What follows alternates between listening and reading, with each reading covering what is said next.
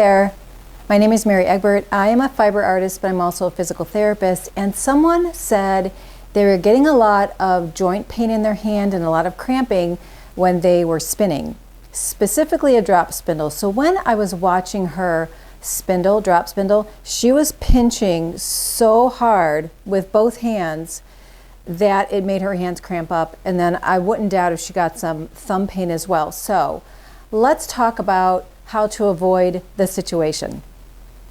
She said she uses rolags. First, I'm going to show you one of the ways you can make rolags on a blending board that are a little bit more lighter and airier. You can make nice airy rolags off hand carders. I don't use hand carders. They kind of hurt my wrist, but I guess I should learn how to do that, right? But let me show you on a blending board because it's really popular. But the tighter the rolag, the harder you're going to have to pinch. The lighter and airier the rolag, the less you have to pinch and the less stress you're going to get on the joints. Okay, so let's do the rolags first, and then I'll show you some techniques to reduce your pain and your cramping.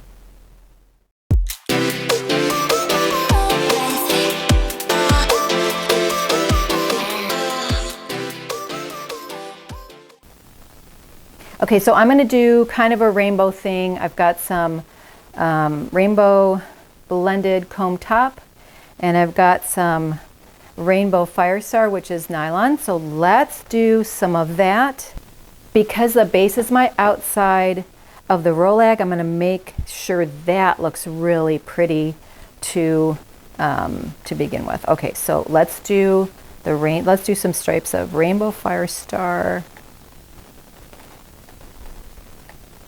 I mean, your imagination is the only limit to this. You can do so many things. I'm going to take this off and do this again. The limit. Okay, so what I'm going to do is I'm going to strip the colors. So let's do the yellow and the green. There's a little blue in there. And we'll start there to get the fibers down into the pins. All right, let me take this little brush and give it a little tap and get that fiber in there.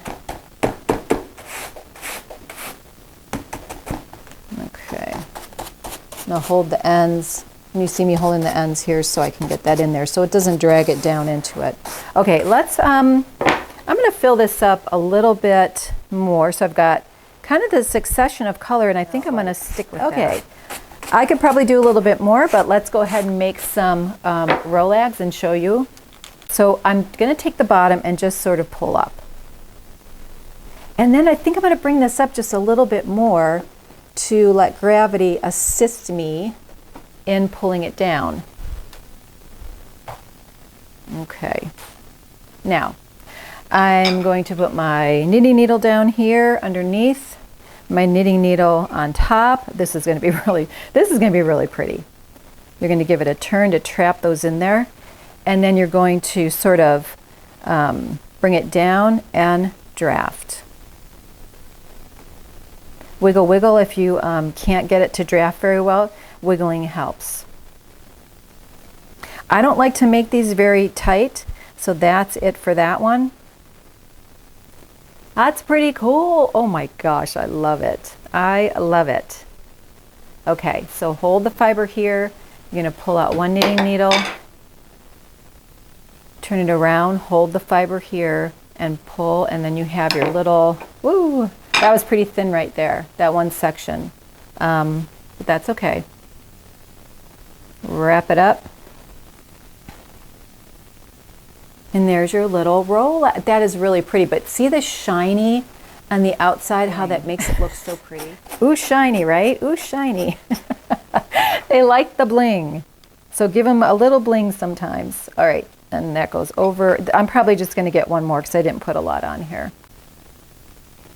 Remember, this is a smaller base, so you may not get as many rolags from this one as you will from the bigger ones.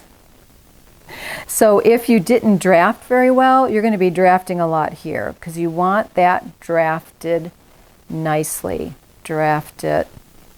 So I'm going to wiggle from side to side. Okay, I'm going to try to get all this off. Look how pretty that is. I like it just like that. Oh my goodness. Okay, let's keep going. I'm gonna get all that off. There we go, all of it's off. Okay, and then do this if you want to. You're gonna make sure that fiber's down, pull that one out. Make sure this fiber's down, pull that one out. You've got a nice limpy rolags. And then we're gonna roll it up. Pretty cute. Oh my gosh, pretty cute. Okay, let me put this back down. My little rolags from this one. And here's my little rolags from the other one.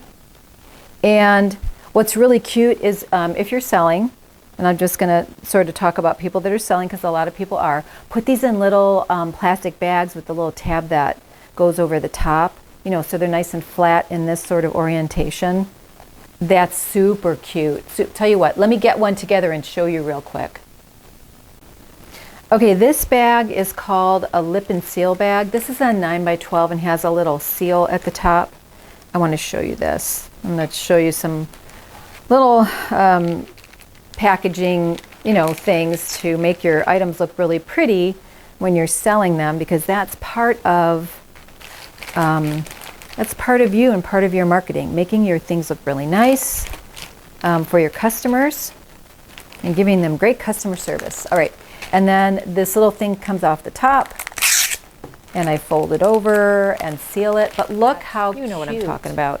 And then this is a rolag. So this is the middle of the rolag, and it's made so all the fibers are kind of in this direction.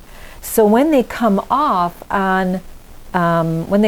here, they're going to spiral into a yarn and create a nice airy area in the middle, or just the whole thing really. So tell you what, let's get going. Let's I'm going to join on just like regular, so you're going to pull out a little section.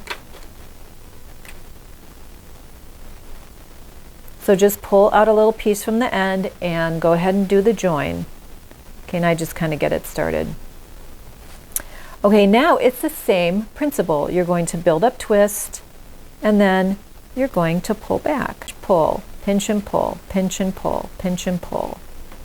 And the trick is not to hold on to this rolag very tightly, because you want these fibers to sort of slide off the end. So pinch, pull. So every time